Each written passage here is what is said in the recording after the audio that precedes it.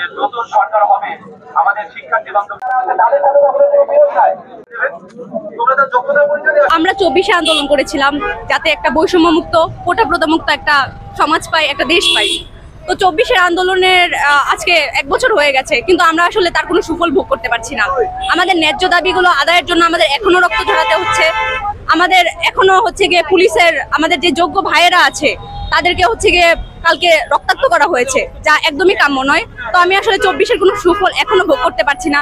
আর আমি বলবো যে আমাদের রাষ্ট্র ব্যবস্থা যারা হচ্ছে গিয়ে একদম মাথার মাঝে বসে আছেন তাদেরকে হচ্ছে গিয়ে যোগ্যদের যাতে জায়গা করে দিতে পারেন, সেই সুযোগটা যাতে তারা করে দেন, তারা যাতে তাদের সিস্টেমটাকে বদলান। নয়তো বাংলাদেশের হচ্ছে গিয়ে আগে যেই পরিণতি হয়েছিল, যারা ক্ষমতায় ছিল তাদের যে পরিণতি হয়েছিল, আজকের এখনের এই ইন্টারিম গভর্নমেন্টের হয়তো সেই পরিণতি হতে পারে, যদি না তারা তাদের দৃষ্টিভঙ্গি, তাদের হচ্ছে কি সিস্টেম, সেগুলোকে বদলান।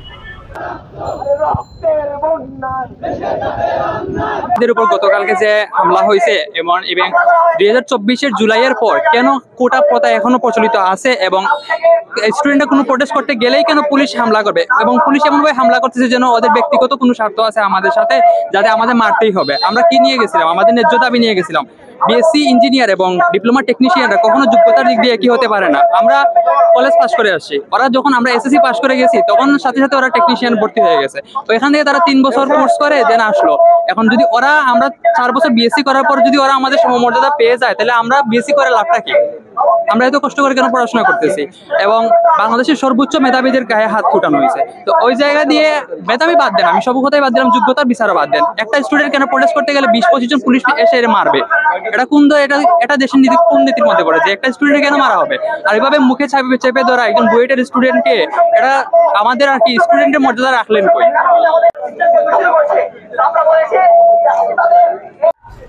আমরা আসলে আমাদের 3 দফা দাবি আছে, আমরা সেই 3 দফা দাবির জন্য মাঠে নেমেছি। এবং এই যে আমরা ছাত্ররা একটা যৌক্তিক দাবি নিয়ে মাঠে নামলেই যে একটা পুলিশ দিয়ে আক্রমণ চালানো হয়, এই টর্চারের বিরুদ্ধেও প্রতিবাদ করছি। আমাদের 3 দফা দাবির প্রথমটা হচ্ছে যে 10ম গ্রেড সেটা সবার জন্য উন্মুক্ত করে দেওয়া, এটা ডিপ্লোমা হোক আর বিএসসি ইঞ্জিনিয়ার সবার জন্য উন্মুক্ত করে দেওয়া। আর এই গ্রেডে আসলে আমরা কোনো রকম পদোন্নতি চাচ্ছি না, পরীক্ষার মাধ্যমে এখানে যাতে নিয়োগ করা হয়। যেমন আমরা দেখেছি যে ডিপ্লোমাদের ক্ষেত্রে এখানে 33% পদোন্নতি ছিল, এটা আমরা চাচ্ছি না। এবং শুধুমাত্র ডিপ্লোমা ওরা শুধুমাত্র টেকনিশিয়ান, ওরা এখানে ইঞ্জিনিয়ার পদবিটা আসলে ইউজ করতে পারবে না। এই 3 দফা দাবি এবং আমাদের উপর এই যে আমাদের যৌক্তিক দাবিগুলো, এর উপর যে আমাদের আক্রমণ চালানো হচ্ছে, এটার একটা প্রতিবাদ স্বরূপ আমরা এখানে মাঠে নেমেছি। আমরা জুলাই পরবর্তী যে বাংলাদেশ প্রত্যাশা করেছিলাম বা যে নতুন স্বপ্ন নিয়ে আমরা বাংলাদেশ শুরু করেছিলাম, যে বাংলাদেশ 2.0, কিন্তু এই সব ঘটনার পরে আমরা আসলেই খুবই হতাশায় আছি। তার উপরে আমরা অ্যাকচুয়ালি আমাদের ভাষা নাই এটা হচ্ছে ডিসক্রাইব করার মতো, যে এরকম কোনো কিছু আমরা ইন্টারিম থেকে প্রত্যাশা করব। সেখানে হচ্ছে এই হামলার পরে আমরা হচ্ছে ইন্টারিম থেকে কোনো একটা স্টেপও আশা করেছিলাম, কিন্তু তারপরে দেখা গেছে যে সেখানে সন্ধ্যা পর্যন্ত এইসব সংঘর্ষ বা হচ্ছে এই উত্তাল অবস্থা বজায় ছিল। তাহলে এই যে জিনিসটা আগে স্বৈরাচার সরকার করে এসেছে, সেম জিনিসটা পরিণতি কি হয়েছে এটা পুরো বাংলাদেশ দেখেছে। আবার একই জিনিস যদি আসে, আবার একই জিনিস যদি ইন্টারিম যদি দেখায়, তাহলে আমরা বসে থাকবো না, আমরা আমাদের জায়গা থেকে সে 24-এ আবার ফিরে যাব। আমরা কাউকে ছাড় দিব না, এবার সে যেই হোক কোটা প্রথা কবর অবশ্যই দিতে হবে। এই কালো হাত